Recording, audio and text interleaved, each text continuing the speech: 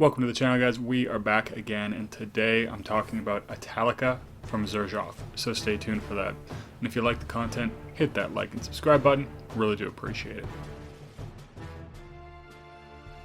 Now, Italica is one of those sort of legendary fragrances, and I think the fact that it's hard to get really plays into the fact that it becomes regarded so highly. So for those of you who don't know, this is a Harvey Nichols exclusive, which means it's essentially only really available in the UK, and it can be very hard to ship stuff out of the UK. So, you know, it's not one that's particularly easy to get, and I know Harvey Nichols won't ship this one overseas.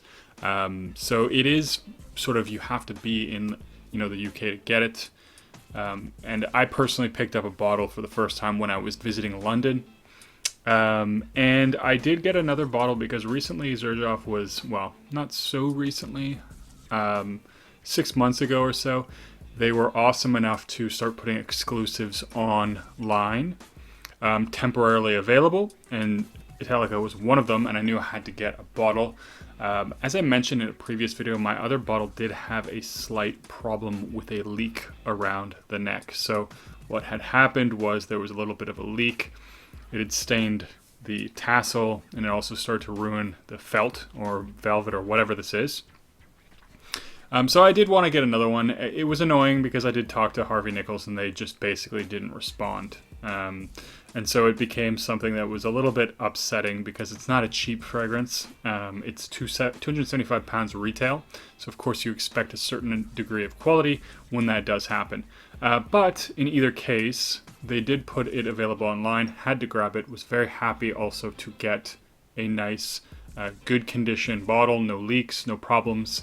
And, you know, for me, I do like the brand and I love this fragrance. So for me, it was definitely worth it to, you know, pick it up again, despite the issue that I'd had before. Now, I did decide I wanted to talk about this fragrance again because I did review it a long time ago when I had only a decant of it. And I think when I first got that decant is when I decided that I was absolutely going to buy this fragrance at some point when I got the chance.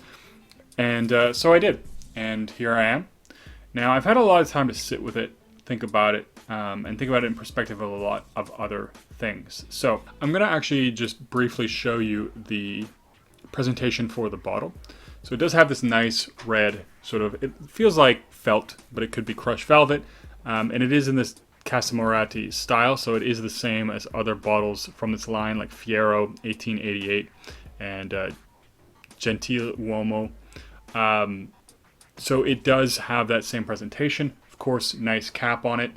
I find the cap on this one for some reason a little hard to pull off, but it's a nice snug fit, so that's really nice. It does click into place. Nice heavy Xerjoff cap, and of course the white tassel. Now, I noticed something interesting. I think a lot of people noticed there is a little crest here. Now, this crest is different on the bottle that I bought in the store. So I think they either changed the crest at some point, or it was different for the online release. I'm not sure. But I do know that there are two different crests here on the bottle, depending on which version you happen to have. Now, that's the bottle. Into the actual smell of the fragrance. So this one opens up with this nice, very subtle strawberry and a nice dry almond vibe. Now, this to me is the one thing that, so I've smelled some colognes of this one. This is the biggest thing that colognes, at least to my understanding of the ones that I've smelled and the ones that I've heard about, just do not hit the mark on. And that is to say that that strawberry note is not done correctly. It's a very subtle strawberry. It doesn't last a really long time, but it's just a bit of a subtle strawberry.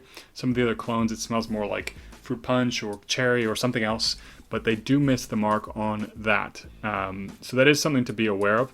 But it is actually a really nice touch. Adds a little bit of character, a little bit more sensuality and intrigue. Now, as I was mentioning, I do get a dry almond. So a lot of people talk about this one as like a creamy, milky vibe, which comes into the fragrance later. But at the very beginning, I get this almond, kind of a cookie vibe, because it's a very nice, very dry almond. Now, it is also one that I find the almond is really realistic, really sensual. So if you like gourmands, if you like almonds, you're certainly going to enjoy that note. Now, this one does take a little while to dry down. It's not the most complex fragrance, and to me it doesn't need to be because it just smells amazing the whole time. But what generally tends to happen is this gets creamier, it gets a little bit sweeter, and of course that almond is a little bit less dry. So in that sense, it has this very nice, creamy, sensual vibe to it. And that only gets creamier up to a point for the rest of the fragrance. And that's sort of, to me, the main thing that this transitions from this very nice, dry almond into a very nice, creamy, sensual almond with, I believe it's toffee that they have in this one. It smells amazing. So to me, this is one of those masterpiece gourmand fragrances. This is one of the ones where it did live up to the hype to me. Of course, fragrance can only really be so good. I know some people talk about fragrances like they're gonna change your life or something when you try them or whatever, and that's obviously not the case. But it is something that smells really, really good. If you like gourmands, this is This captures everything to me that makes a gourmand great. It does smell very much like food, like dessert. It's sweet, it's delicious, it's sensual, and it has a little bit of that sexy vibe to it. So I do really, really like it for that, and I do think it definitely deserves its regard as perhaps the greatest gourmand of all time. It's something that for me, definitely, I would almost virtually always put it in a top 5 gourmands if I'm going to use the fragrances that I actually like the most and don't want to try and introduce people to something new. And in those cases where I'm not mentioning it, I always end up mentioning it as an honorable mention because it should be on the list, of course, because it's great.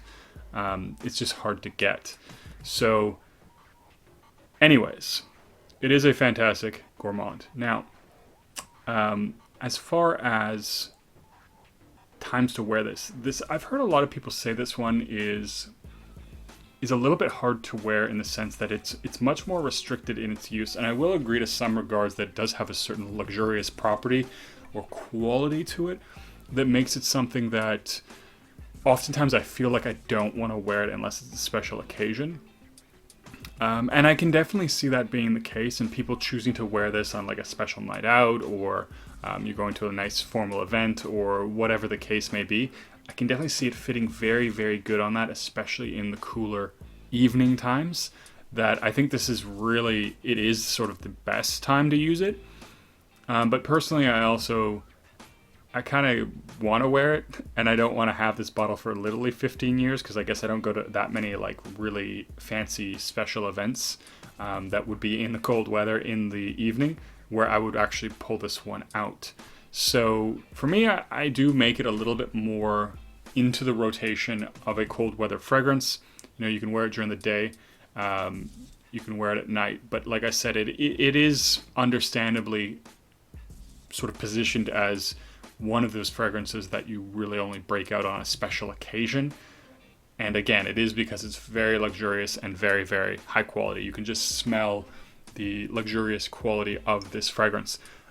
So I can understand doing that, but like I said, I think it is worth wearing other times, and it is wearable other times. It might seem for some people a little out of place on casual occasions, but I personally just started wearing it a little bit more because I do love it, and I don't want it to be one of those fragrances that just sits on my shelf and I only wear it a couple times a year.